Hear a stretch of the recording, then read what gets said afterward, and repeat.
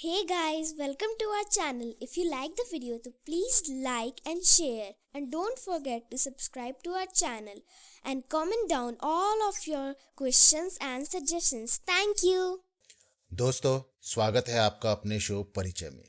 तो दोस्तों, आज मैं जिस घटना के बारे में आपको बताने जा रहा हूँ उसके बारे में बहुत ही कम लोगों को पता होगा, क्योंकि एक बहुत ही छोटी सी घटना थी।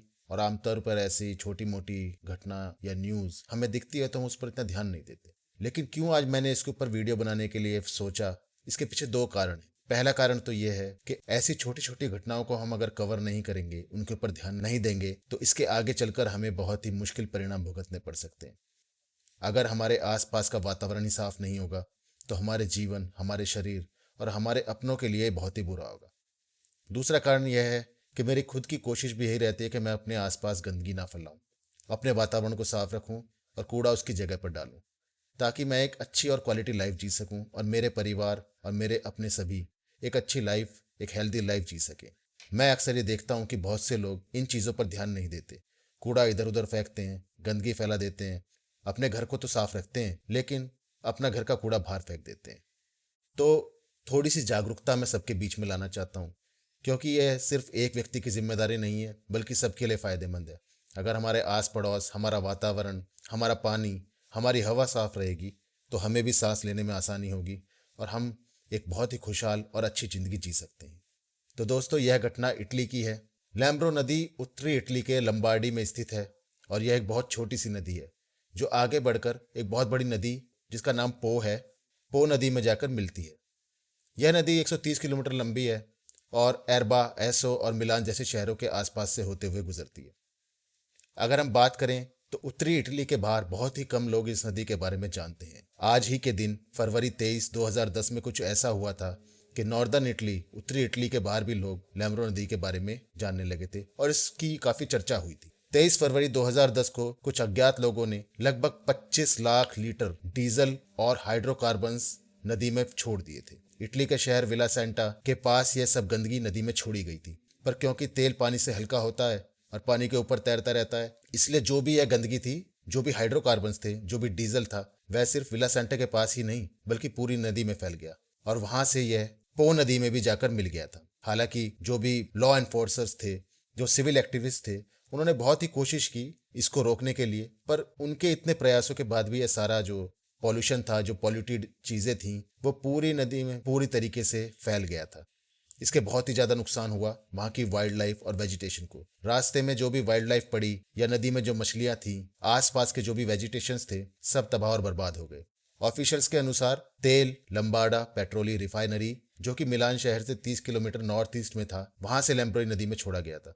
दोस्तों, ये जो रिफाइनरी थी, पहले तो रिफाइनरी की तरह इस्तेमाल होती थी, लेकिन फिर इसको धीरे धीरे एक पेट्रोल डिपो के लिए, जहाँ की स्टोर करके रखते हैं पेट्रोलियम, उसके लिए इस्तेमाल करने लगे थे। किसी ने इसमें छेड़छाड़ करके कुछ ऐसा किया कि सारा तेल जो उसमें स्टोर था वो नदी में चला गया और ये जो भी पॉल्यूटेंट थे, जो भी तेल था, जो भी हाइड्रोकार्बन्स थे, वो बहुत तेजी के साथ पो नदी, जो कि एक काफ़ी बड़ी नदी है जैसा कि मैंने आपको पहले बताया, उसकी तरफ बढ़ रहे थे।